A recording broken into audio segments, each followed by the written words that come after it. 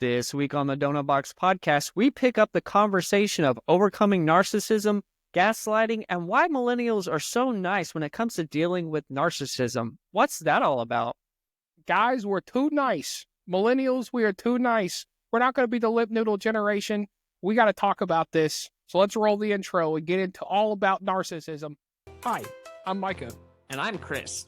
And we've been friends for over 20 years. Surprisingly, we haven't killed each other yet. Years ago, we started our own variety show, and it sucked. Now that we're adults, we decided to give it another try. Like in the movie, life is like a box of donuts. You never know which one's gonna be the next one. Wait a second, it's chocolates. Oh, right. Okay, well, let's start the show. This is the Doughnut Box Podcast.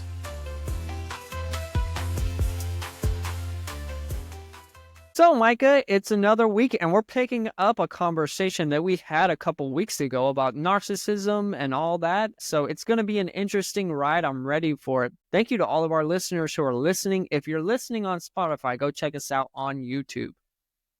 Yeah, absolutely. We are on the DOUGHNUT Box Podcast, or pod, however you want to type it in. It's going to come up.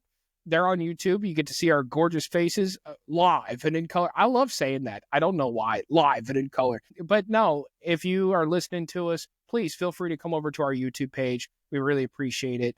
I think I told you last week, but I've actually been going for work. I've been going and getting donuts every Tuesday for some reason. I guess I picked Tuesday to bring donuts into the office, but it is literally... We're on a free flow week, so we're not on our regularly scheduled program where we normally have our old-fashioned donut segment, but it is literally called the old-fashioned donut, which I think is kind of funny and loops everything in, which their donuts are really, really good, by the way. Everybody in the office is like, where did you get these? And I have to tell them the exact spot, which I don't know how I found this place, but hey, it works out great. But I am super excited for this week. It is another episode about narcissism. We are on our part 2, and we're just going to free flow it. As Chris mentioned in the intro, we're going to go through a myriad of topics, including millennials and, how we've been affected by narcissism. Not just millennials, but all people. But, a lot about what we've dealt with here in our generation and what we've done here in our age group here. So, Chris, do you want to kick it off for us? Yeah, so, narcissism is a broad topic, and it's a term that's used a lot. And we talked in the previous episode about Micah growing up and all that with a narcissist parent. So question I want to start off with is about gaslighting. Now, Micah, can you describe gaslighting or what kind of the term means? A lot of people know what it means, but... Yeah, we'll just go through it. So gaslighting actually came from a movie. The term actually came from a movie, but really gaslighting is when you are telling somebody this is the truth, this is how it actually is, but it's really to go on the other person's agenda. What they're trying to get accomplished, they are literally selling you falsities and telling you, hey, this is the truth. And, maybe even making you feel like you're crazy, maybe even making you feel like you're less than, maybe making you feel like your accomplishments are not accomplishments at all. It could be really, again, that is a broad topic as well, but gaslighting is really big, and it's what a lot of narcissists use as their weapon of choice. We've talked about this in the part 1, about how they're very silver-tongued, and how they're very good at gaslighting you and making you feel, again, like you're less than, like your accomplishments are not as good as theirs, things like that. Yeah, so I've talked about this with my ex-wife, and I'll talk a little bit more about that, but I'll also talk about how that kind of came into play with faith and the church that I was a part of and everything.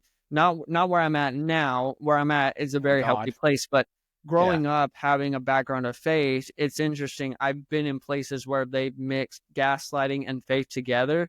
And that's a very dangerous combo. And it's really hard, especially when you're raised to believe people, to trust people. And, you read the Bible and you're like, yeah, I need to trust this person. This person's in authority over me. It's all on me. And I've had a really, not messed up, but it's a really wrong pattern of thinking hey, it's up to me to be righteous. It's up to me to do the right thing. And yes, you should take steps in order to do the right thing. But an example of gaslighting is, and so I'll use a funny one, and Micah he's probably heard of this one, but it'll probably make him think about another time. So there was this one time, my ex-wife and I, we were sharing a car, and I remember I dropped the car off and she had it or whatever. And I went to lunch with some of my friends, my coworkers. I remember getting a very angry phone call and was like, hey, like, where did this Christmas tree in the back seat come from? And I was like, what Christmas tree? What are you talking about? And she was like, there's a Christmas tree in the back of the car. Who did you go see? You must be seeing someone and you must have forgot. That must be their Christmas tree. And I was like, dude, I have no idea what you're talking about at all. And I remember it becoming like a very heated argument. And so like in my mind, I'm thinking like, oh, did I pick up a Christmas tree? And a lot of the term of gaslighting, they'll be like, oh, well, maybe you forgot. You've done stuff like this before.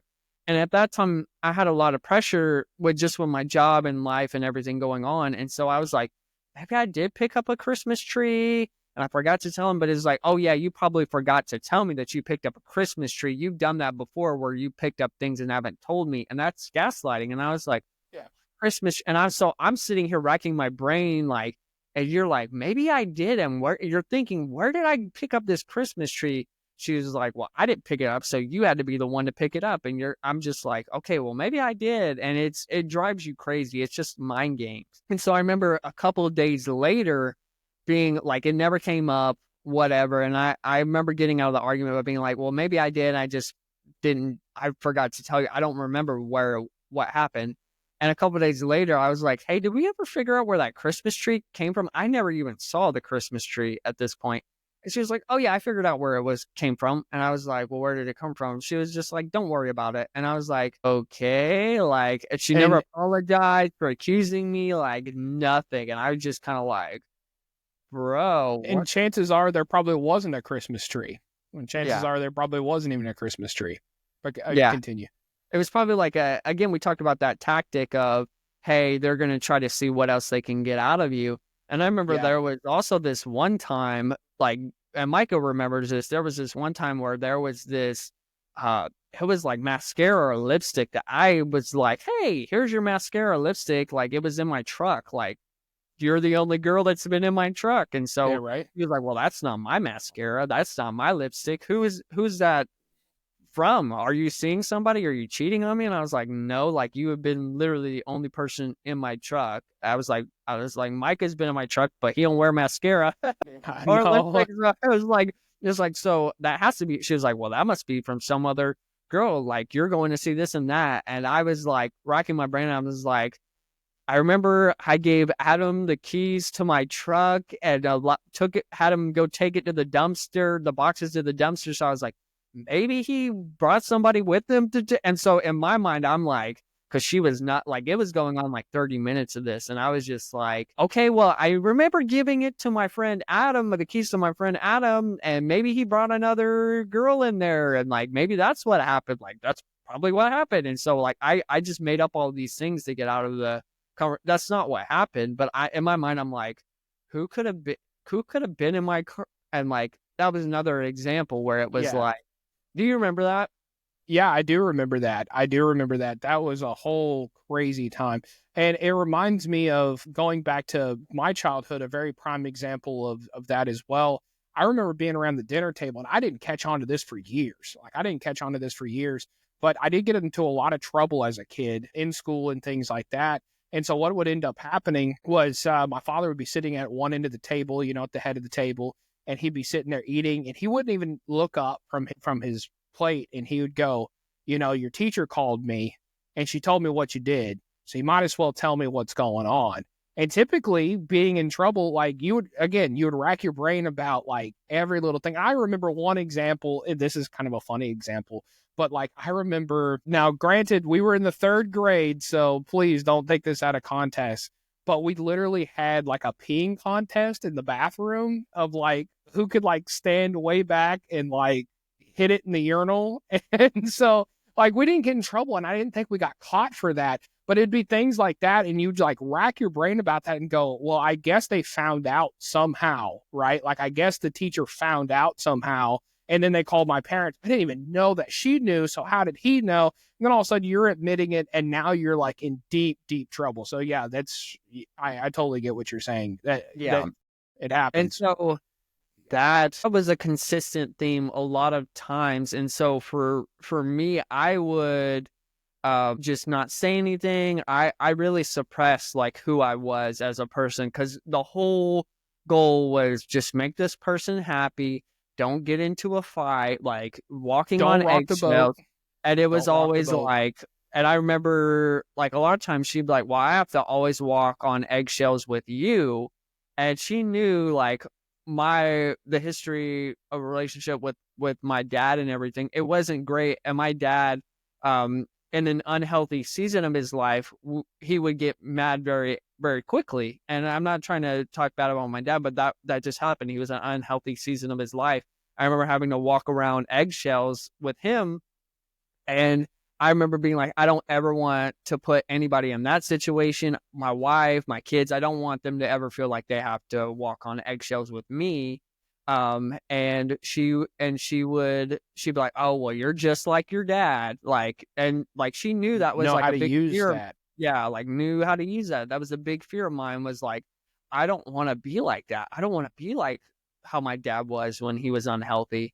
And she was just like, yeah, you're just like your dad. I have to walk around eggshells with you. Your anger is out of control. Now, did I have a temper like when I was early/late teenager? Yeah.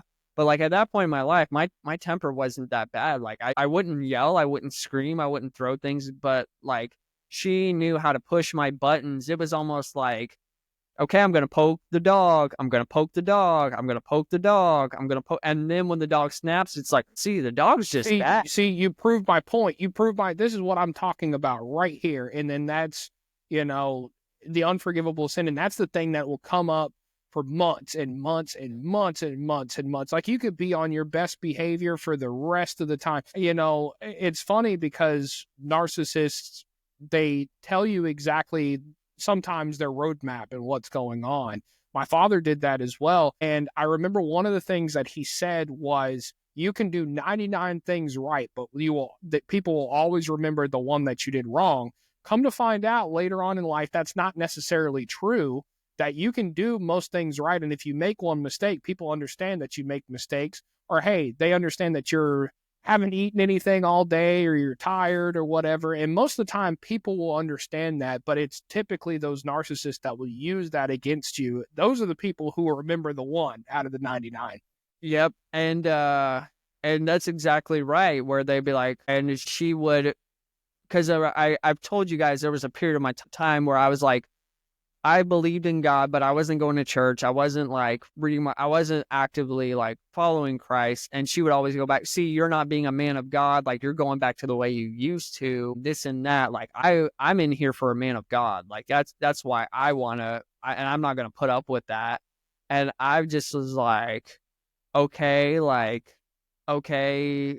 I'm so sorry. I don't want to be that way. Like I'm trying to actively like be better. You know what I mean? And so like, I'd be like, oh man, like I'm a horrible person. She'd be like, oh yeah, I can tell how your mood is by the color of your eyes. Like she used to say that. And then she'd be like, oh yeah, your eyes are really like blue. So like, I can tell like you've been spending time with God because your eyes are light blue. Like after you spend time with God, bro, like it was, and I believed it. Yeah. Like it's that crazy. Like I believed it. She was like, oh, like your eyes are dark brown. I can tell like you haven't been spending time with, or you're angry right now. And I'm like, no, I'm not angry. Like this. And I believed it. I was like, well, if I'm showing some signs, maybe like, and I remember there was this one time where this was kind of in the season where like we were kind of on again, off again, like dating. And I remember I went to her concert one time, and like I showed up in like nice,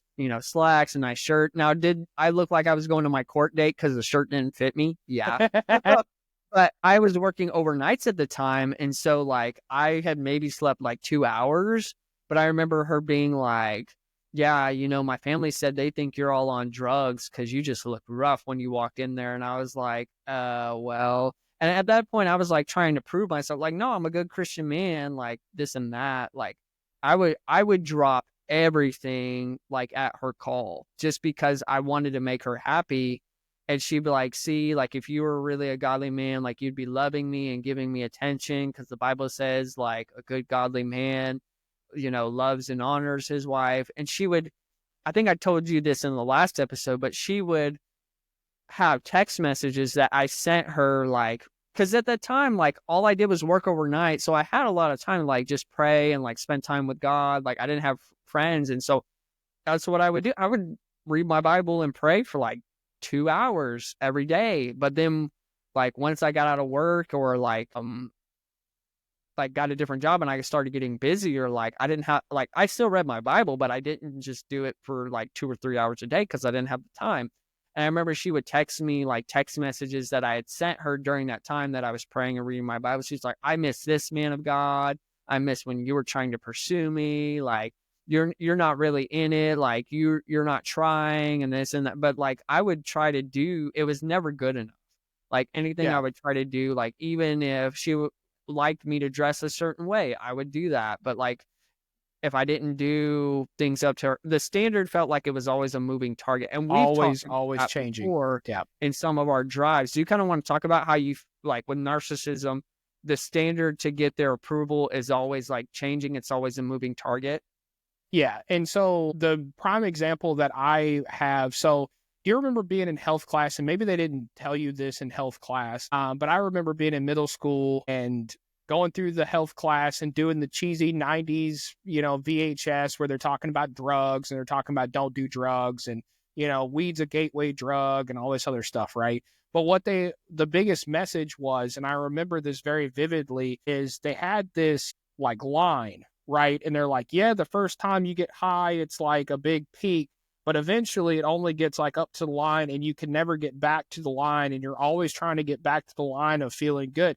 It's the same thing. It's almost like you're chasing that line of at first, yes, those narcissists will give you, hey, you're doing a great job. Hey, you're doing everything you're supposed to be doing, and you believe them because seemingly they're successful people. They're very good at making themselves look successful in a certain type of way. So, and I can speak on Chris's example because I knew the situation as well. This young lady really, she was a very prominent member of the church. She was teaching, she was in Sunday school. So from all looks and manners, and she sung. I mean, she sung on stage for certain things. And so from all manners and from all angles that you can look at this, you would think, okay, well, she would know because she's a very godly person herself. So she knows the standard, right? And so a lot of times they will make it seem like, see, I know the standard because look at what I'm doing. You're not up to that standard. You used to be when it first started, but what happened to you? And that is one of the biggest hooks that happen. And so you're always constantly trying to measure yourself back to that standard. And it is a roller coaster of a ride. And sometimes you'll get close or you'll feel like, hey, I'm getting close to making that person happy or, and typically it'll be, how do I put this? They're not exactly happy, but they're satisfied with your work, if that makes sense. Like they're not happy with you, but it's like, that'll do, donkey. That'll do, donkey. Like, I don't know. I feel like also too, at the beginning, and this is where I'm going to back to your point. At the beginning, they love bomb you to the nth degree. Absolutely. And as soon as you do something they don't like, it's like, okay, now you got to now that they have the control over you and they're like, they know they do. Once they know they have it. And now it's you working to get back into their good graces. But what you have to do to get back into their good graces, because most of the time people, and when we say narcissist, we're talking about full-blown narcissism. Full-blown narcissism. Textbook definition. Because going back to the last episode, I think I said it or you said it. Everybody has some sort of narcissistic tendencies. You can point out anything. And really and truly what narcissism at its core is extreme selfishness is what it is. And so everybody's got selfish tendencies. That's a human nature. That's a human trait. You have to fight against that sort of thing. But when we're talking about narcissists, we are talking about people to where they don't have any concept of anybody else around them besides the people that are around them are tools to be used. That's all that they are. They don't have the same sort of understanding that most people have. If you have a conscience, and what I mean by that is if you're watching this and go, man, maybe I'm a narcissist because of some of the ways I'm thinking. I think the ultimate test is, one, if you're thinking that, you're not a narcissist because you care. But two, if you're really looking at things and you say, oh, I'm thinking about my grandma, right? And it's like, man, I love my grandma just because she's my grandma and we had all these wonderful, great times and things like that. You're not a narcissist. Yep. Narcissists think about grandma and go, well, she hasn't done this and this and this and this for me lately. That's how a narcissist thinks. The inheritance that I'm trying to get. Or yes, it's always the plan of, okay, how can I get something from them? Or they haven't been giving me what I'm looking for lately. That's the thought process. Well, what I was going to say with narcissism and full-blown textbook narcissists, everything for them is big, grandiose. So you have to make these big, grandiose gestures. And a lot of times, I'm not saying all charismatic people are narcissists. That's not what I'm saying. But a lot of times they are charismatic and they are these big personalities. So for you to do something to get into their good graces, it has to be over the top, like really big over the top. And again, that's why a lot of narcissists have these big charismatic personalities, because they're trying to draw all the attention in the room onto them. I mean, I think about like your paternal unit. He had these stages where he would, whether it was the motorcycle phase, whatever, but it was always, hey, look at me because I'm standing out. I'm different. It wasn't a, hey, I'm going to be different. It's a, hey, like, I'm going to be the one to draw all the attention in the room. Now, this one, I have an example of that from my paternal unit. And the biggest thing, I remember being at Thanksgiving one year. We went out to Birmingham, Alabama, and we went with my mother's family out there, which he already didn't have a great relationship and they didn't really care for him. But one of the things that he did, one, because he wanted to show how much of a big shot he was, he's like, I'm going to put together Thanksgiving this year. And these people are very traditional. Like, we always have Thanksgiving at the same place. We always have the same things. And he said, I'm going to bring a smoker and we're going to do Cornish game hens. And like, this is the thing. And we're making it happen this year. And so they said, sure, why not? Right. And I remember I was not given a time of when Thanksgiving dinner was going to happen. And so this place that we were staying at had a lot of fishing. It was a big fishing place. And so I was out fishing. Well, one of the things is it was out in the middle of nowhere. So there was no cell reception. Like, I had a basic flip phone, but there wasn't any cell reception out there. And so apparently tried to call. And so finally I kind of got the inclination of like, yeah, maybe I should start walking back. Like, it's probably about time. So I started walking back, and then phone call comes in. Where are you at? What are you doing? Why have you been taking so long? And the biggest thing about it, it wasn't just that. The grandiose gesture was, if you want me to not be bad and embarrass you in front of everybody, you need to be running back here. I better see you running as fast as you can back to this camp. And that was the whole thing. Was it wasn't about me being late. It wasn't about the cell phone reception. It wasn't about anything like that. It was to show I've got the control of my kid. You run. And I did. I ran as fast as I could back, because I knew that if I did not, I was going to be made the thing of. But what I didn't understand at the time was I was already being made the pariah because I'm the one having to sprint back. Don't think the family wasn't like, why was he sprinting back here? You know, Yeah. That's weird, right? Why are you sprinting? So, but at the same time, that was the whole thing, was like, if you want to get back in my good graces, you better sprint back here. You better sprint back here and show me that you want to get back into my good grace. That's what that was. You have to make that gesture. Yeah. So kind of shifting a little bit, because Micah and I, in different seasons of our life, we've dealt with narcissists and jobs and just everything. But like, I want to talk about narcissism and how when you have a full-blown narcissist, like in a spiritual leadership role, like, it's never good, because then they take and twist the Bible, and it's really not good. They use the Bible as a weapon. And the Bible says that scripture is profitable for teaching, for correction, for encouraging, all that. And there is a part of, hey, yes, if you read the Bible and realize, you're not doing right, like, yeah, it should correct you, right? But Yeah, absolutely. so I'm going to use examples of this in various stages of my life. Not now, because I'm in a very healthy place God.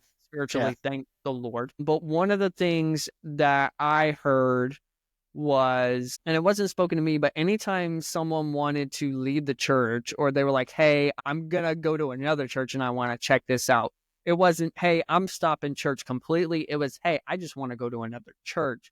It was, well, the enemy wants you to pull up your roots. And so how can you have covering in your life if you're not spiritually grounded, and this and that? And it's kind of like, okay, but they're just wanting to go check out another church. Like, they're not necessarily said they're leaving. They just feel like it's time to move on. And that was used to like beat people up. Another one that I heard was, and I hated this. And I still hate this to this day. Our church is like a restaurant. We can only serve those that come. And so it was basically like, if anybody needed any assistance, and I get it, they were a smaller church, so they didn't have as much resources, but if anybody asked for assistance, it was like, well, when was the last time they were here in church? How much are they tithing? Are they even are they plugged in?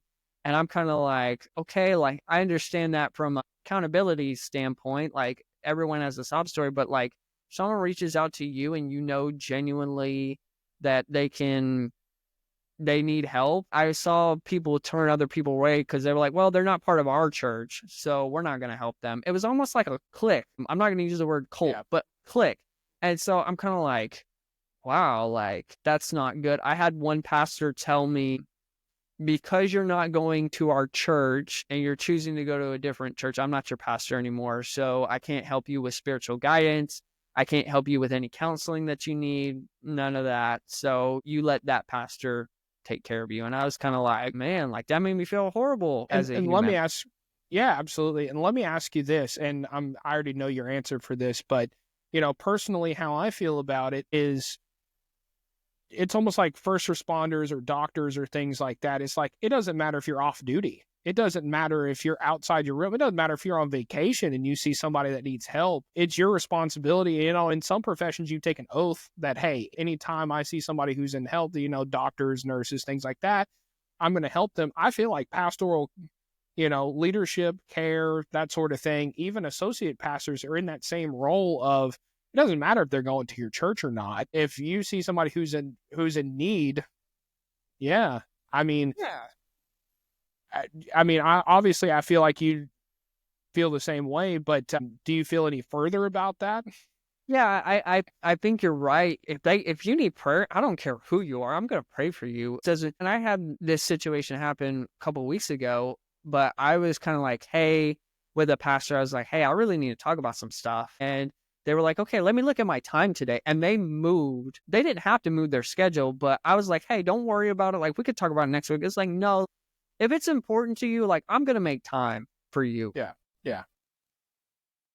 And I understand different pastors who are like, well, if you don't come to my congregation, I can't help you out. I mean, I understand there are people that are trying to hustle the system and all that stuff. I've met people that way. But if you know someone is legitimate and you feel in your heart that they're legitimate, it was almost like there's a problem with you if you're not coming to our church, like our specific church on this street at this time. Like, we're all the body of Christ. And we talked about this probably the last time we did the episode, but even with that manager at Boot Corral, when I told him I felt in my life like I needed to leave that place because it was not good for me spiritually, like being around. Sometimes you can be around influences and you're fine, but those people at that time of my life, they were just not good influences. And I needed to like leave and not work there anymore just because it was not helping me in my walk with Christ.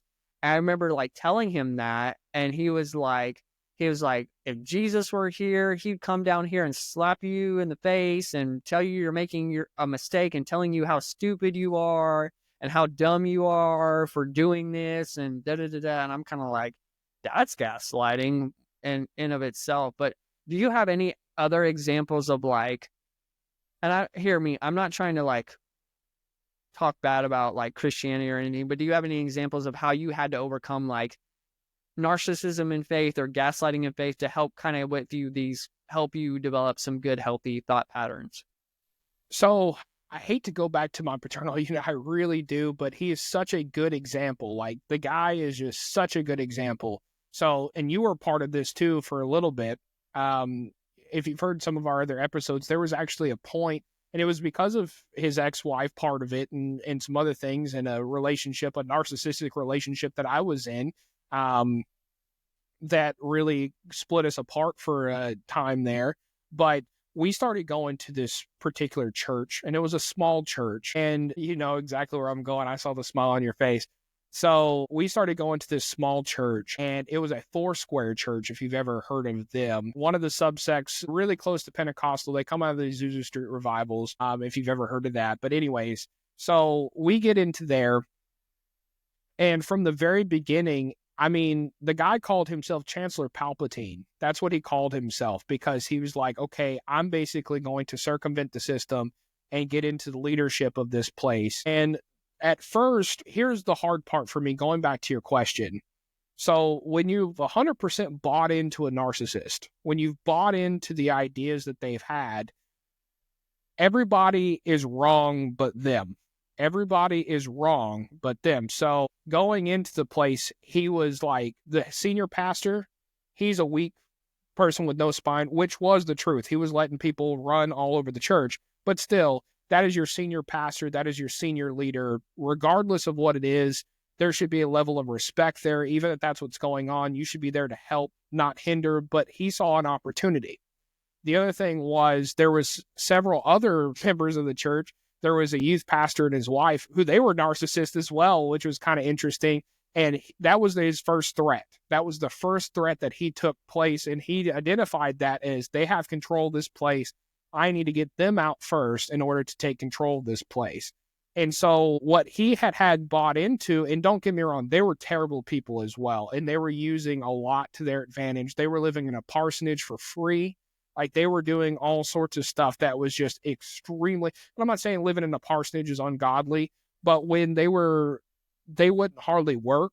And then the messages that they were giving were always very, that's great, give us money. That's great, give us money. It was very agenda focused. They had their own little scheme going on, and they were sucking the place dry. Meanwhile, the senior pastor was having to drive a bus and was taking no paycheck because they were hemorrhaging money like crazy.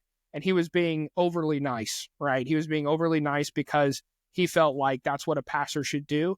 He should give to everybody else, and sometimes he doesn't get it. In some situations, that is absolutely true. But in this case, they were taking extreme advantage of him. And so, you know, it was very easy to fall into the trap, especially when you're bought into a narcissist. It's like, see, everybody else is the problem. All these people are the problem. They are doing ungodly things. I need to come in here and clean house. So you're sitting here going, yeah, absolutely. Absolutely. Somebody needs to come in here and clean house. But at the same time, what ended up happening when he got to the top of things? Like, because it was just it seemed like a few weeks. I don't think it was longer than that. But at the same time, they gave him keys to the church. He became a deacon. He was on the board. It was like, they barely knew this guy. We barely were a part of this church. And they're just like, here, have the reins to this whole entire thing. And it was because he was so charismatic. And the first thing he did was, he was like, kick those people, the youth pastor and his wife, out of the parsonage, kick them out. They're gone. And he made it happen. Like, get out. After that, there were several other people of the church. He was like, out, you're done, get out. And so he changed the entire dynamic of the church only to get his gain. And then when he got to the top, basically he got bored. He was like, okay, I'm here. That's great. And then left that place. I don't know how he left the place, because I stopped going to church because I had my own problems at that point as well with things. But it was very, very, going back to your point, it's easy when you're bought into that everybody else is the problem. And so for a long time, that was the problem. And so when it came to my view of the church, I viewed everybody to be the problem. I viewed everybody, from the senior pastor, whether they were too strict, whether they were too loose, whether they were too, whether they had assistant pastors who weren't great, whether they had, I mean, no church is going to be perfect. And granted, that place had a lot of problems comparative to most, but I had to change my thought process, and I'm still having to change my thought process because I am still not in a perfect place, and I am still trying to find my perfect church, or not my perfect church, but the church that I want to be a part of, because I sit there and I nitpick the dog out of everything that people do because I'm looking for holes and flaws, because that's all that he did. He looked for the holes and the flaws in everything that people did. And for somebody like me, I take that not as holes and flaws of here's what I can exploit like he did, but I take it as holes and flaws of maybe this is a question of spirituality, and maybe something is wrong with their spirit, and maybe they're not about this for the right reasons, because that was what was sold to me for so long. Of these people aren't here for the right reasons, and here's why.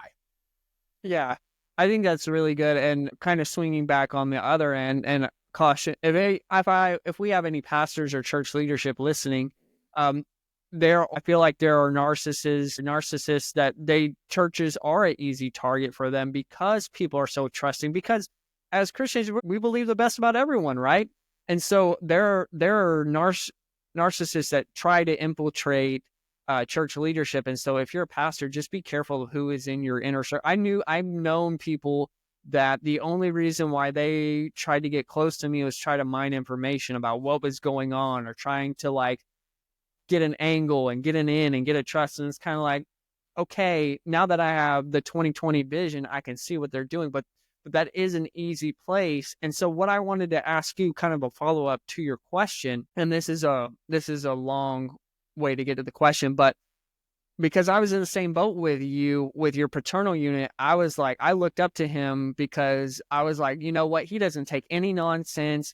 If he wants something done, he just goes and get it. And I still have this, I'm a very mild like person. It's like, oh yeah, like I want to be able to be like, no, you're a buffoon. Like, I'm not dealing with any buffoonery. Like, I'm going to cut that mess.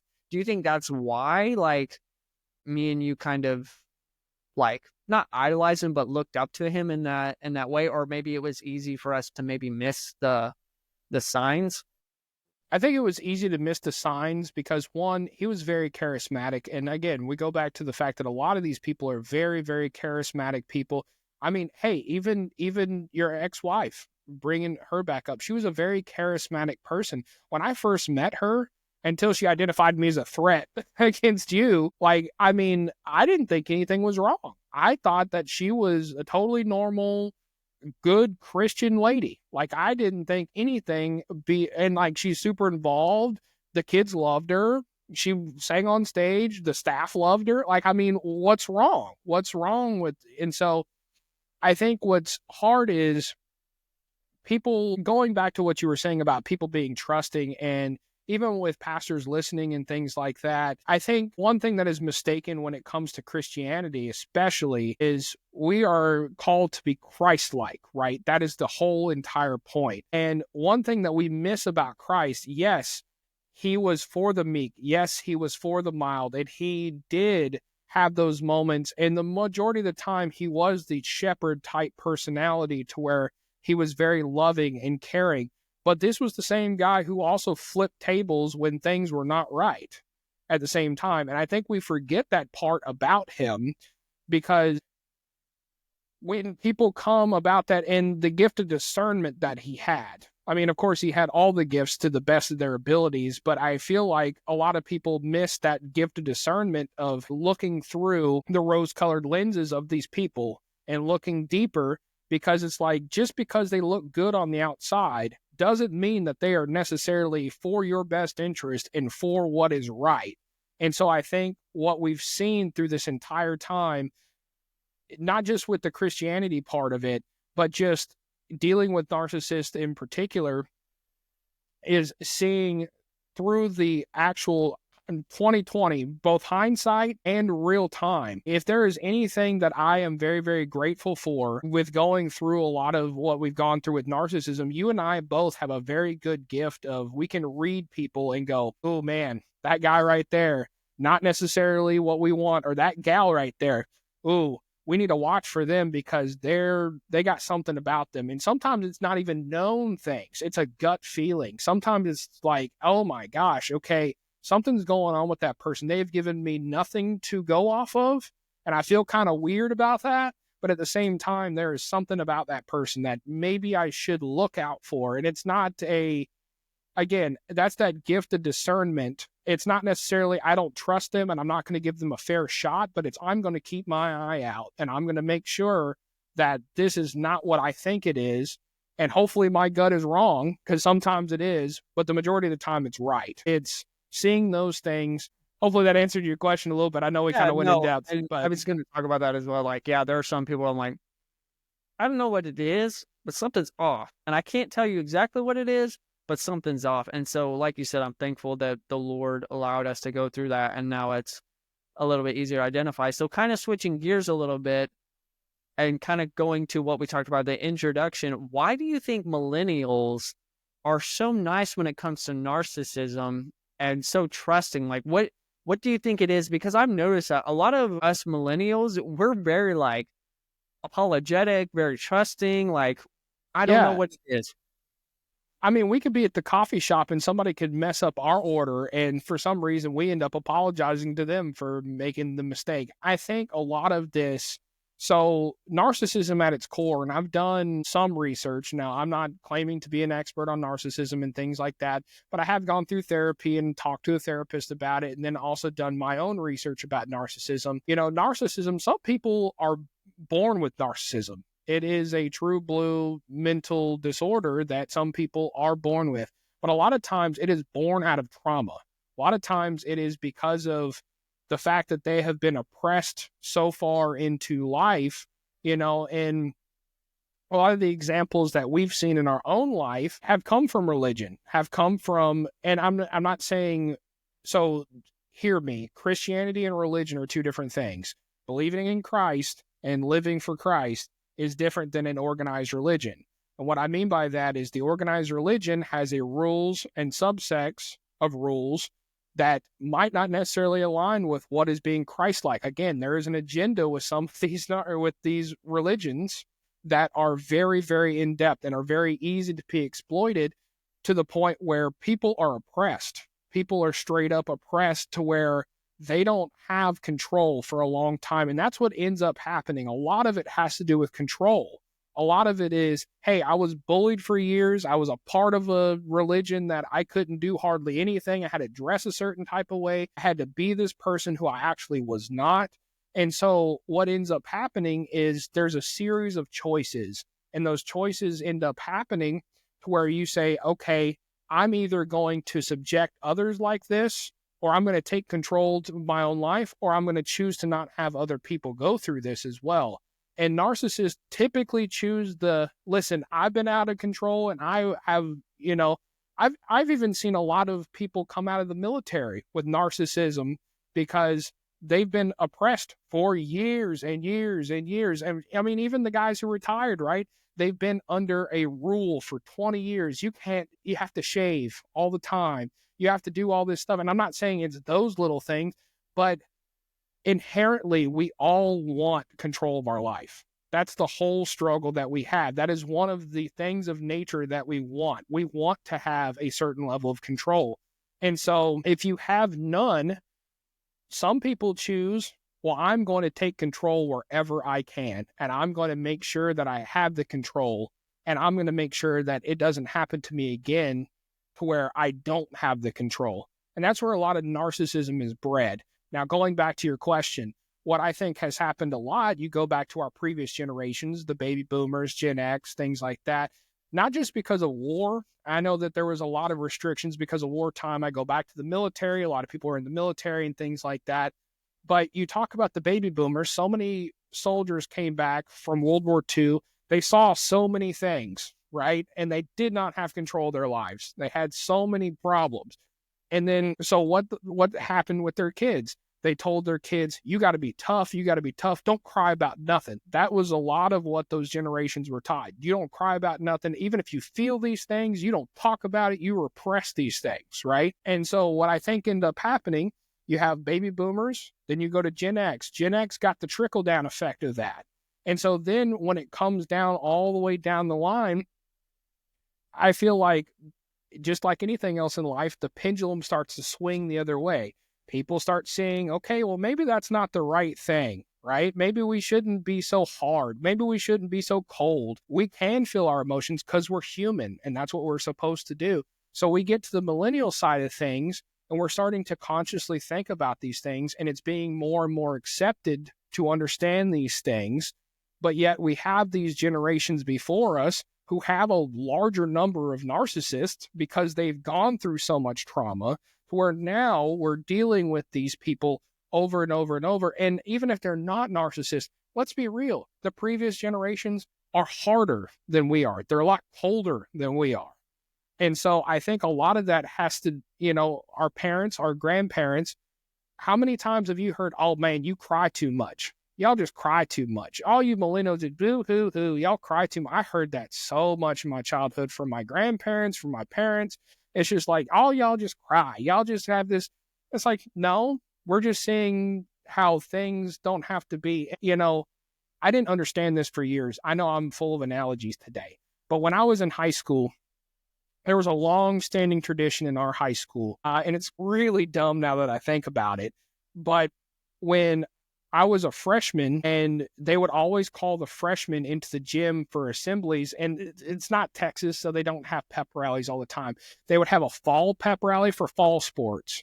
And then they would have a spring pep rally for spring sports. So they only had the 2 pep rallies a year. But they would call you by grade level. So the seniors would go first, the juniors, the sophomores, and freshmen would go last. And the whole thing was, when the freshmen would march in, everybody would yell, "Go home, freshmen." Don't know why. But the other part of that tradition was you got to throw things at the freshmen. So, all sorts of stuff. People would make bags of just the nastiest, peanut butter and just all this nasty stuff from lunch, and they're throwing it at us. And yeah, I got hit with batteries and all sorts of crap, right? And so I remember a few years go by, and what was the thought process? I get to be a sophomore, and I'm like, oh yeah, the freshmen, we get to go do the go home freshman thing. What are you going to throw at the freshmen, right? And then junior year rolls around, and it's like, oh yeah, what are we going to throw at the freshmen? And I remember there was a guy who, he became very unpopular at school, but he wrote an article in the school newspaper about how that really, really hurts people, and how, because we had an uptick, we had a few kids. We had one kid who tried to commit suicide, and then we had 2 kids who actually did. I'm not saying it was because of the go home freshman thing, but it was we're already under a lot. And then now we have to deal with this. What the heck? And for a long time, I thought, well, that's just tradition for tradition's sake. We might as well, we might as well do that. But that's the attitude. You know what I mean? That's the attitude that I feel like millennials have broken. For a lot of it is, you had the baby boomers, you had the Gen X, you had these folks who are saying, you know what, suck it up, because we had to suck it up. And millennials finally got to the point where it's like, no, we don't have to just suck it up. We can talk about this. We can go to therapy. Because think about it, our generation before that, I even remember when I was a kid, it's like, don't go to therapy. That means you're crazy. And now it's that's a normal, common thing. That's been broken down and there are certain classes of people who it was they were not supported. They were not. And now it's that's no big deal. And I feel over time that pendulum has swung to where it's no, we don't have to do those things. We don't have to be repressed. We don't have to be cold hearted. And so I think to some standard, it's swung all the way to the other direction to where it's listen, we got treated poorly. So we're not going to treat people poorly, because how many, and I know there's probably Gen Xers and, baby boomers and y'all that are listening to this, but y'all be mean up in the Starbucks when somebody gets y'all's order wrong. And y'all be mean up in the stores when y'all don't have things. And we've seen that, and we've gotten to the point where it's not only am I not going to treat these people like that, and most of the time we've been those people in the retail getting yelled at by the baby boomers, right? So we're not going to subject people to that. And I think Yeah. that's where it's gotten, is we're not going to subject people to that. But I think we can be too nice to where it's like people are wronging us and we're still like, okay, well, it just is what it is. And so I think that there's got to be a balance. But I think because we were the trendsetters and because we were the chain breakers, it's kind of gone way off to this direction. I think that's why we're so nice. I think too, it's also our generation, like you said, is the first to identify, hey, this is kind of a problem. Now, Gen Zers, they are like, yeah, they already know now it's a problem because millennials have led the way. And Gen Z is like, yeah, I'm not putting up with that. Like, I'm going to speak out against it, this and that. But also, too, if you think about it, baby boomers are still raising their kids. Hey, you respect authority. You don't talk back, this and that. Gen Xers are now raising millennials. Hey, you don't talk back. And so we're still under the mindset, hey, you don't talk back to someone that's in authority. And so I think that's also too, where it's like, hey, I know from me, it's like, hey, if there's a narcissist that's treating people this way, who's going to be the one to speak? It's probably going to be a Gen Z person who's going to be like, hey, this ain't cool at all. But millennials, we're so afraid of like, yeah, we're still going to lose our jobs because who's in power now? The Gen Xers and some baby boomers, but not as many. Baby boomers, a lot of baby boomers have more retired at this point. I feel like there's a ton that's retired. But no, you're right. I think there's a lot of it that they still control a lot of the positions of leadership. And there is that stigma out there about our generation, about especially Gen Z too, now that they're entering the workforce in number, that it's like, you guys just don't know how to work and you guys don't know how to do it. And a lot of them take kind of the pushback as, oh, well, you guys just don't want to work. You guys don't want to do what you need to do. And sometimes that's not the case. Now, don't get me wrong, there is some laziness aspect to it. But that's with every generation. If you look at every generation, there has always been a bit of laziness. So. Yeah. And it's also too, one of my pieces of advice, you cannot reason or counsel a narcissist. So if you go up to them and say, oh yeah, like in this meeting you came across this way, their response is going to be like, oh, well, I came across this way because you did this or they did. It's never taking accountability. And so I think also millennials too, we're still trying to recognize signs of, is this narcissism? Because a lot of us are like, hold on, now a lot of those millennials are now going to therapy and we are starting to learn like, hey, how do we do this? But also too, where I think, like you said, the pendulum is swung the other way. When we come about it, we don't want to be too confrontational because we know how that feels. And so my question to you is, if you are in a situation where you realize you're being gaslighted by a narcissist, in the middle of that argument, what would you say are some tools that you can use to help, like, I don't know, like mental judo or verbal judo or what have you?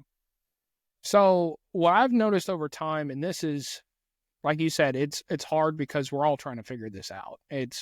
There's no perfect way to do this, because I also feel like narcissist to narcissist, they're all different. It's not like there is one. So sure, there are some signs and there are some bona fide, here's what they do. But each one of them has had life experiences that have taught them, okay, here's how I can pivot from that and now make this person to be the bad guy. Or it might even not even be you. It could be Susie Q in accounting that they can make look bad. It could be anybody else that they can do. But going back to your question, there are some situations where, just like you've heard before, it's like a bully situation. If you stand up to them, a lot of times that diffuses them to where, and I'm not talking about stand up to them and be like, hey man, you're a piece of crap, because going back to what Chris was talking about with his ex-wife, they're going to go, see, this is what I'm talking about. This is the stuff, and they will use that against you. You have to be very, very tactful. And again, that's where it's like situation by situation, it's hard. But at the same time, if you're like, listen, man, I'm not going to take this crap. I'm onto your game, and here's how. I know that you're trying to gaslight me because of this, this, and this. And even if they're coming back at you and be like, you have to almost be nonchalant about it. Be like, whatever, man. Listen, I'm telling you, I know I'm on to you. I know what's going on. I can tell what's going on. I can see right through your crap. I'm not playing your game. You can point back at me all you want, but I know exactly what you're doing. That just diffuses them because they're going, oh, what do I do now? Because they're on to me, and they might, but see, here's where it's hard, because now they know they can't get anywhere with you. So they're going to go to everybody else and try to get somewhere with them. So you have to also be prepared with that. But again, what I've noticed over time is even if they go to other people and say, Micah's doing this and he's doing that, and they're trying to sully you, if you have a good character, if you have a good name, all you have to do is go, really? Susie from accounting, you really think that I'm doing that? Or Aunt so-and-so, you really think that I'm doing that? Or Grandma, you think I'm really doing that? Like, look at me. Come on. You really think that that's going on? Because what they're counting on is they're counting on you to come back with anger or shock. They're expecting you to be like, oh my God, I can't believe that you told somebody else. And so it's just like, well, that guy's a piece of crap. And then that proves their point. It proves their point. So you have to just go, listen, really? Do you think that's what's going on? And most of the time people are like, well, no, because and you go through the evidence and they're like, well, no, there's no evidence that you're actually doing that. And it's like, come on, seriously? It's not true. And if you just play it off very nonchalantly and just go with the facts, then most of the time people will go, well, yeah, okay, I don't know why he would say that about you then. It's like, I don't know either. But that's the other thing too, is you can't directly call a lot of these people narcissists to other people, because again, they will use that point and be like, well, he's the narcissist. See, he's being the narcissist, pointing the finger at everybody else. And it's like, wait a second, you pointed the finger at me first, pal. Okay. One thing I think will help, and some narcissists you just can't get away from because they're your boss or you work with them. I think what you need to do is, number one, be mentally prepared before you have any conversations with them and know, hey, this person is not out for my best interest. Anything I say in here could be twisted, and have documentation, evidence, huge. Have, because if they say, oh yeah, they said this and this and that. Oh, really? I have this email that says otherwise. Yeah. And that, like, again, narcissists don't like that. But if you can tell other people, like Micah was saying, the facts, and say, no, here are the facts, this, and this. I remember I had a conversation with a guy and he kind of tried to gaslight me. And it was really hey, what you're doing and these policies and procedures are unacceptable. And I said that, hey, that's not going to work, man. That's unacceptable. And it turned into wow, I can't believe you're treating me this way. What about the culture that we have on staff about being good? And I said, so-and-so, did I cuss at you? No, I didn't cuss at you. I said, did I yell at you? No. I said, did I call you out of your name? No.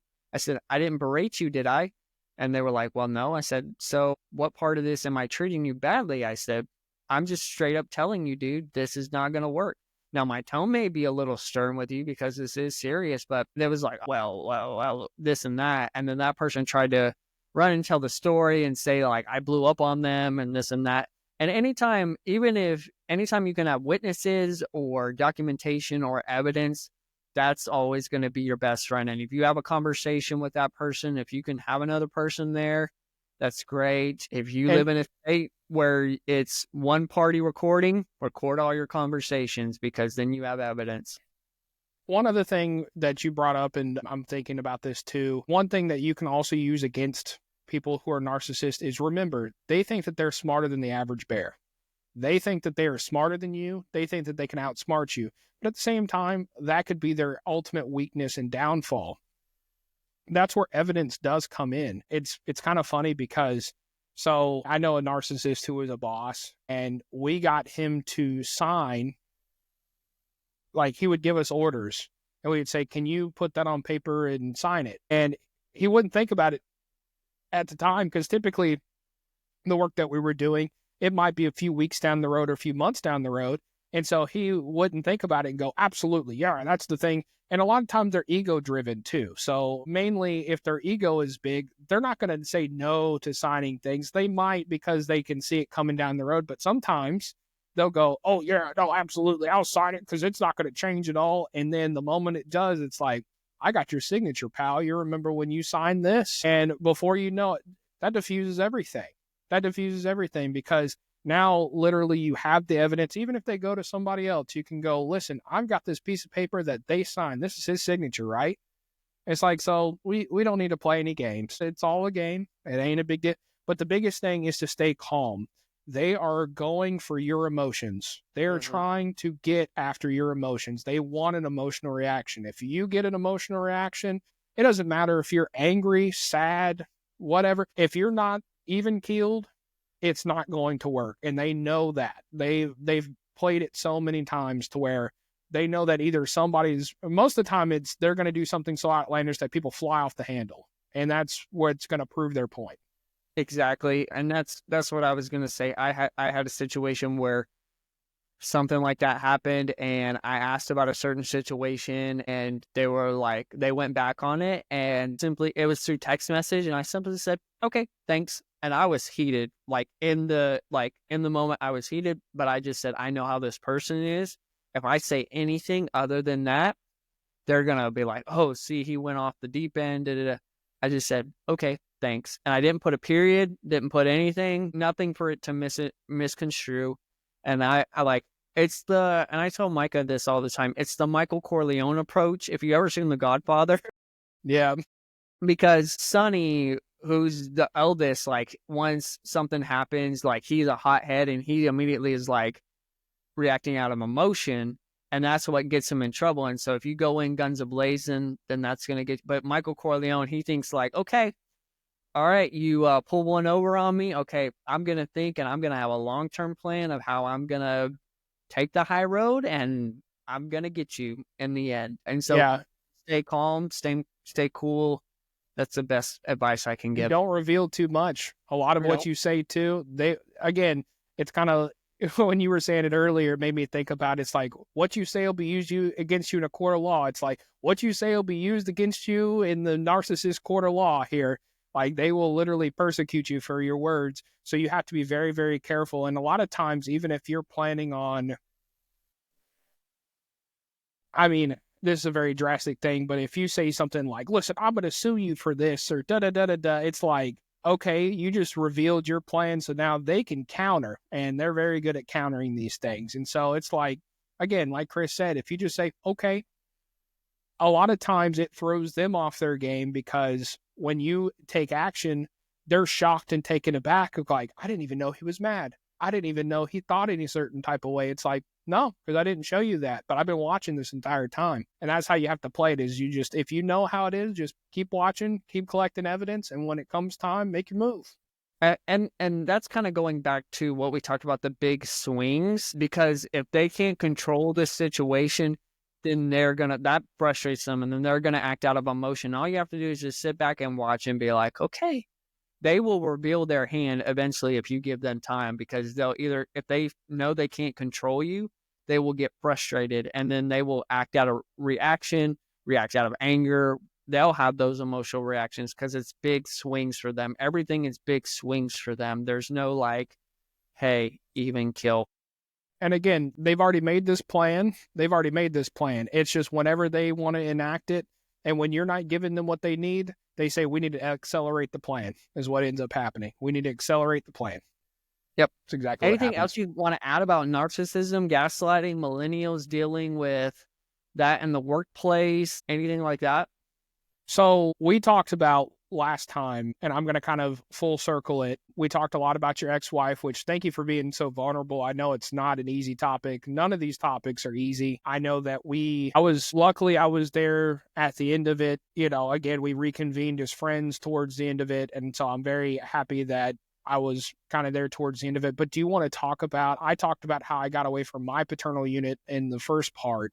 Do you want to talk about how and what got you? And I think you did somewhat in the first part too, but do you want to just go in and talk about how you got away from your ex-wife, some of the signs that you saw, which we've already talked somewhat about that, but just how you got out of that situation?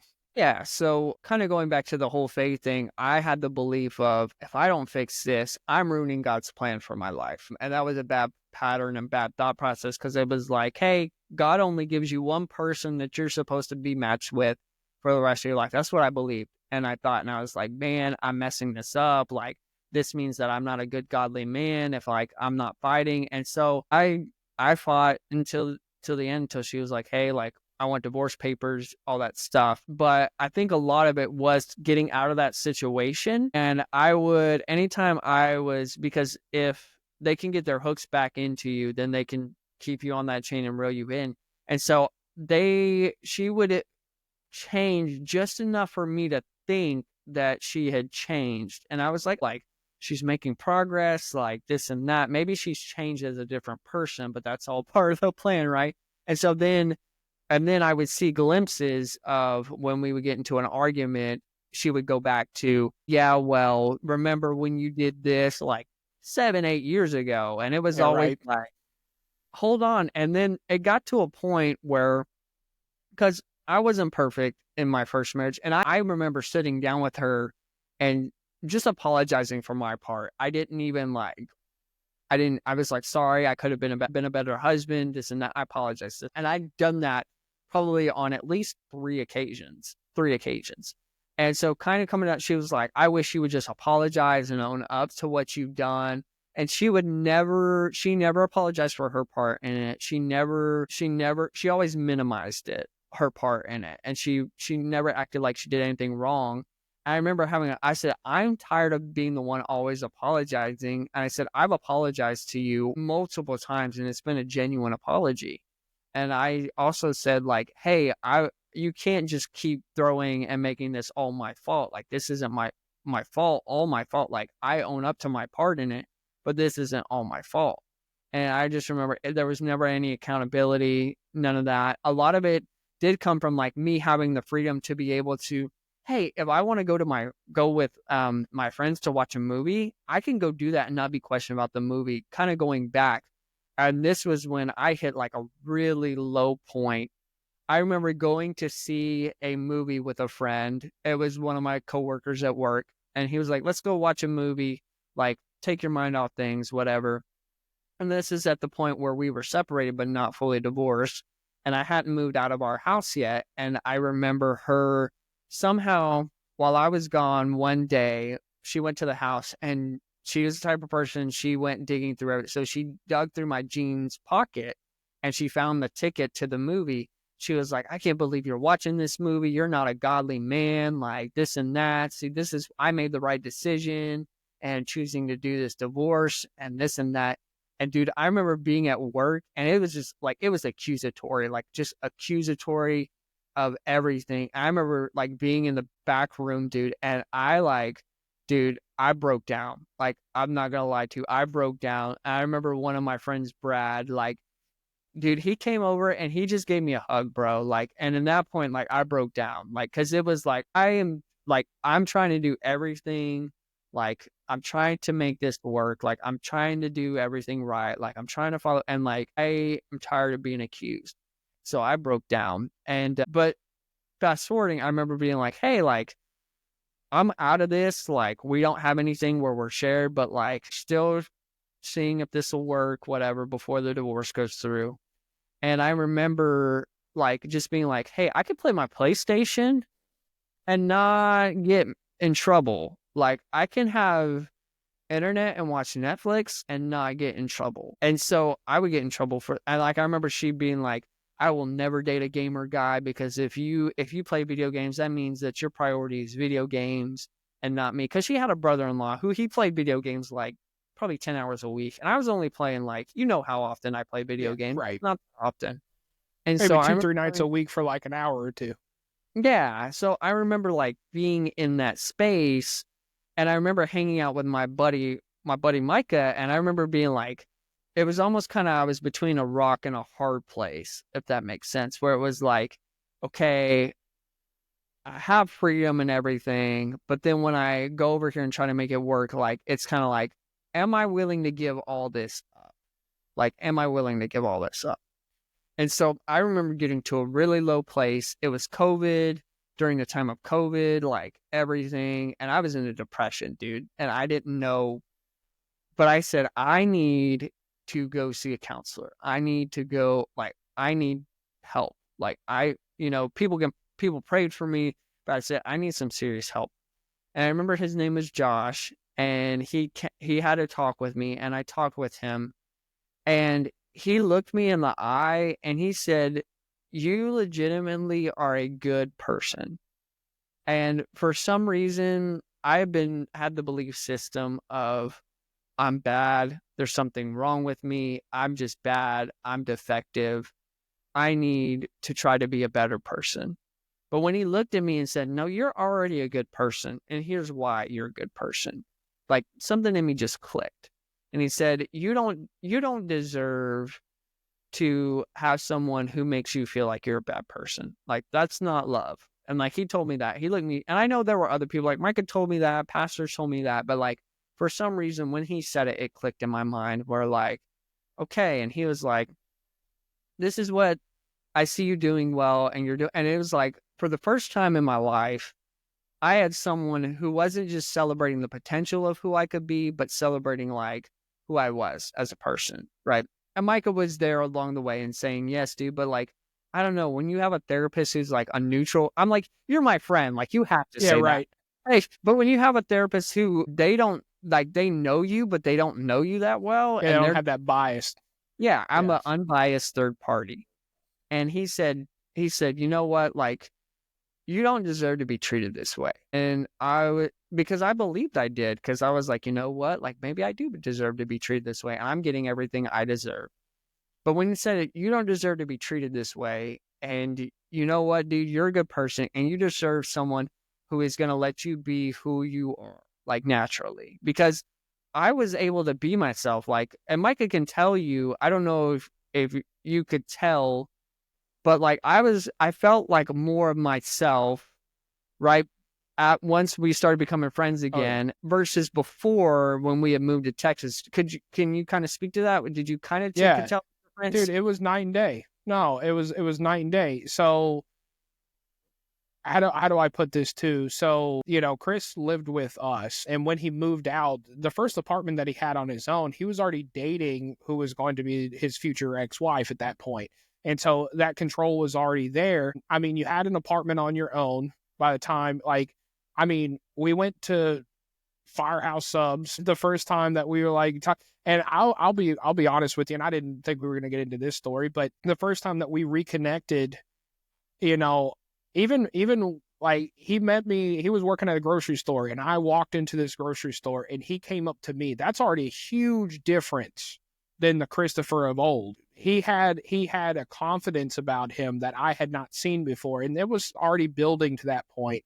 And even going forward, in talking with him, he was already a lot happier. You could tell that he was having that living on his own single guy experience. And even before the internet, before the PlayStation, before all that, I remember what made him happy. And this was kind of one of those things of like, dude, if that's making you happy, like that's kind of low bar, but like, I'm happy for you. It's like you just got out of prison.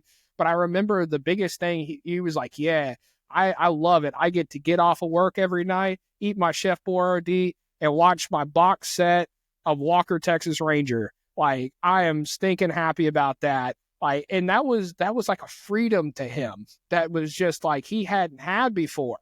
And because even when he was living with me and in my parental units, like, yeah, we could watch what we wanted, but not really. So it was, and we couldn't really eat what we wanted.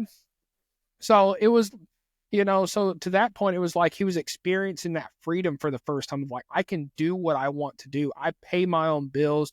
I do. And it's like before he was paying his own bills too, but he was so under that thumb. So yeah, absolutely. It was like a whole different person.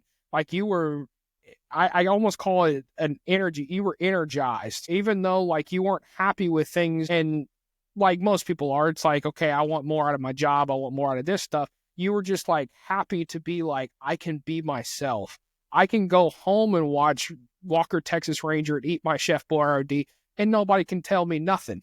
Like you were to that point, and that was just a huge difference. Huge. Yeah. And so that's where I was like, man, like I can do that. I can go to the movies. I can hang out with whoever. I don't have to worry about who I'm hanging I can go get a Big Mac from McDonald's without old girl asking me who I'm cheating on with at the McDonald's. Like, I mean, I can make jokes and not get in trouble. Like I can just be me. Like, and I think that's really, I kind of went on a journey of like who am I? Like, not Yeah. who he told me I was, not what other people have told me I was, but like, who am I? Like, what do I like? What do I love? Like, who am I? I'm still figuring Not that for out. other people, not for other people, because the thing was, and a lot of it had to do with our childhood too, but it was, what are other people telling you, or what are other people want from you? And that's, if you're doing well, then that's what you want to be.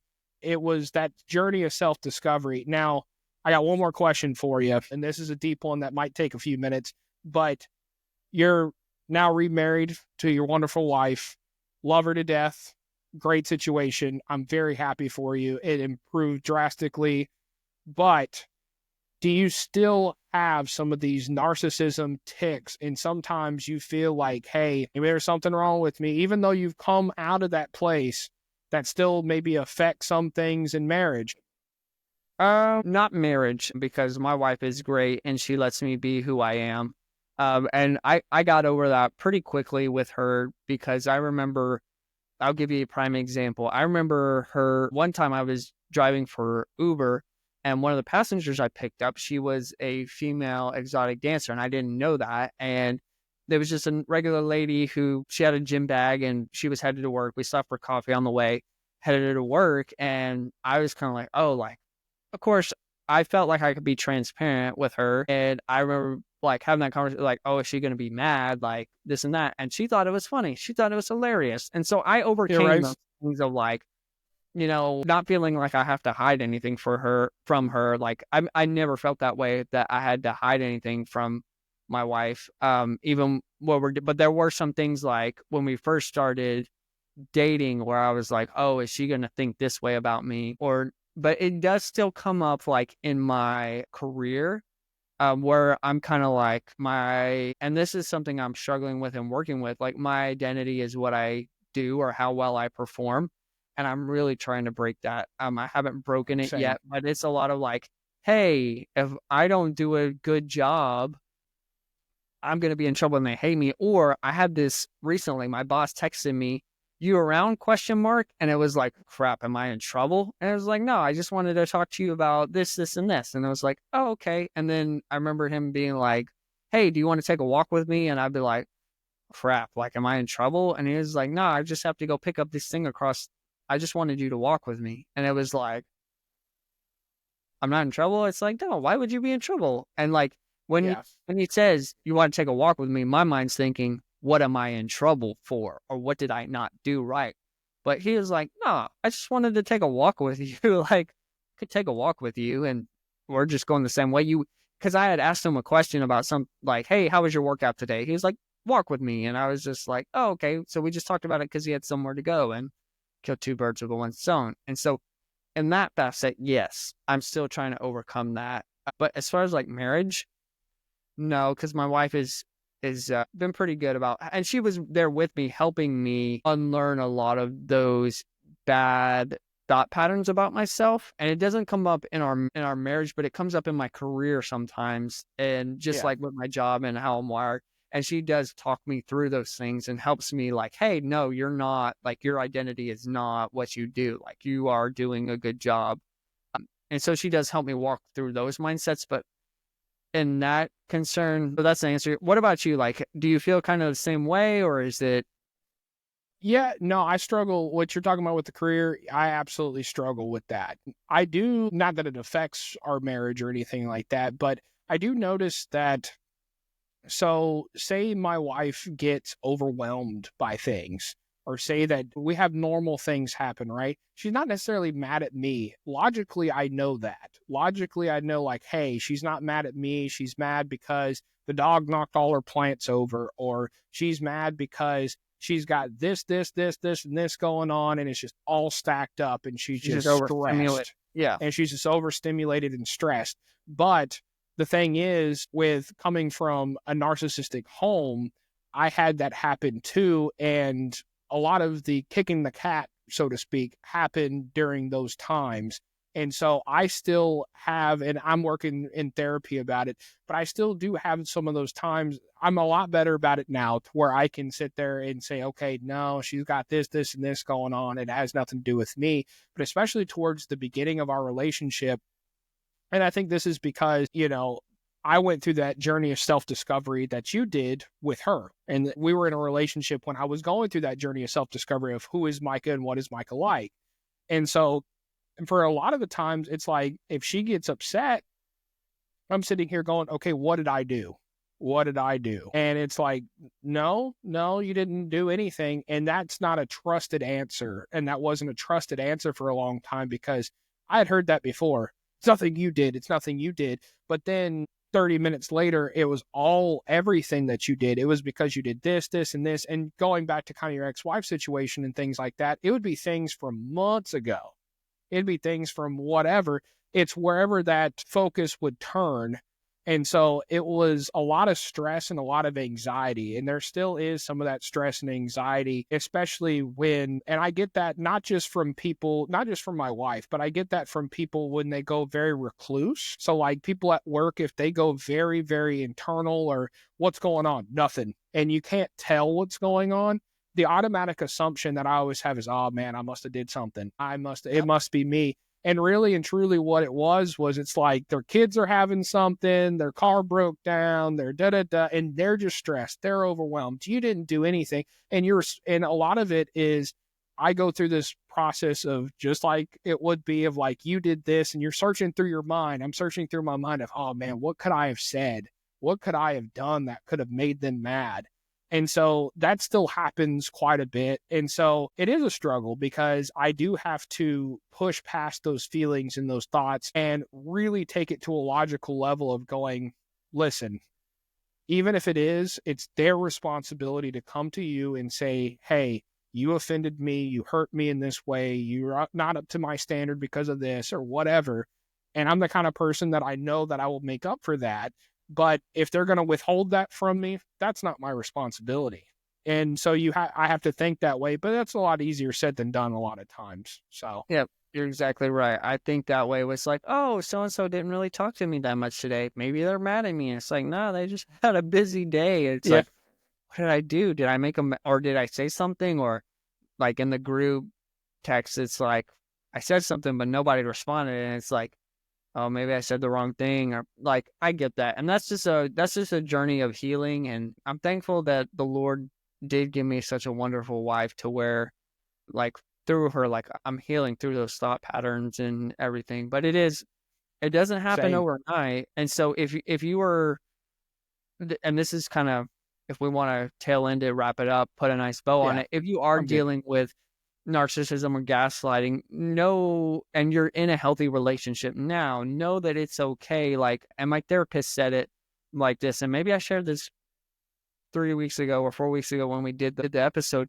but your brain, has neurons or whatever. And so pathways, it's like a dirt path. If you run a wheelbarrow over that path and you keep running it over there for years and years, you're going to create a ditch. And so in order to unfill that ditch, unfill that pathway, and restore it, you're going to have to like cover it up. And it's going to take some years of unlearning some bad patterns. And so don't expect it to happen overnight. And so it is a slow process. It is a slow journey, but know that you can have people around you that will help you through that. And I will say this, don't make the people in your life now pay for the mistakes of people from the past. And so, yes, be discerning, be very like, hey, I'm not sure. But at the same time, you can't shut everybody out and be like, well, everyone's a narcissist and everyone has a plan out to get me. That's how a narcissist thinks. So don't think that. You gotta let people in. And I would say, 95% of the people in life are not narcissists. 95% of the people you come in contact with do not think that way. But if you've come in contact with that, or maybe you're just fresh out, or maybe you're looking to get out, again, the first step is always get away from that situation. If you're out of that situation, but you're still in communications with that person, but full on, try as hard as you can to get away from that. And that is way easier said than done. Again, we talked about some other situations like work where there's a boss and things like that. Look for a new job. I know that's not easy, but at the same time, if you're subjected to that, the longer you're subjected to that, the more you will be indoctrinated into that whole thing, and the harder those hooks locked in. One other thing that I'll say, I am extremely fascinated. And this is kind of a side thing. I'm extremely fascinated in North Korea and like the people of North Korea. And a lot of it has to do, I always question, why is that over the years? Why is that? And mainly it comes down to one question. Are they actually indoctrinated, or do they act that way out of fear? And the reason that I ask that is because I've gone through both. I've gone through both in the narcissistic world. I believed them 100%, and I've reacted out of fear to where it's like, ooh, I don't want to mess with this person and they're going to control my life. And so either way, you want to get away from it. You want to get out, and it can be as hard as North Korea to get out of it. Yeah. It's not an easy thing to do. What I'm saying is very, very difficult. But even if you're on the other side and say that you're by yourself, I think that what Chris said is very important. You want to get at least one person in your support net, whether that is a friend, a therapist, a good therapist. There are bad ones out there too. You want to get you a good therapist who is advocating for you, not one of these, well, you know what? You shouldn't have given up on that relationship, or you shouldn't have whatever. You need to have one who also has that discernment of, no, you did the right thing and here's why. So, all that to say this, it is not an easy process, but if you're in that situation, try to get out of it. If you're on the other side of that situation, stick to your support net. They will help you out and they will help you out of it. And just like Chris said, even if there is a rut in that, ditch, in that sand, in that mud, whatever you want to call it, it's going to take you, and it's going to take a lot of people with shovel and dirt to fill that up. So it's going to take time, and truly supportive people will be there no matter what. So just remember that. And the people that are for you, they're going to want to help you cover up that and fill that in. And even if it is out of fear, I pastor hat on. I was reminded of scripture that says perfect love casts out all fear. And so people around you that love you, it's going to help you with that fear. But yeah, dude, this was kind of therapeutic for me. I'm not going to lie. Yeah, I know. I feel it right here, man. It was, it's always a great episode, man. Therapy on the Doughnut Box Podcast. We have our own therapy session here, but we will bill your insurance. Yes, we'll bill them. Expect that invoice in your mailbox. But no, we had a great episode. Again, go follow us over on the Doughnut Box Pod. That's DOUGHNUT Box Pod over on YouTube. If you're still listening to us over on Spotify, Apple Music, RSS feed, and then also iHeart. We love you guys. Come check us out on YouTube if you'd like, or continue to listen to us over there. We had a great episode. Really, really good, man. Again, I feel it. But you have anything to add, bro? No. You said it all. But yeah, I could keep going, but then it's going to be that Southern goodbye. But anyways, yeah, right. I think it's time for the Starship to take us out. I'm Chris. And I'm Micah. And this is the Doughnut Box Podcast.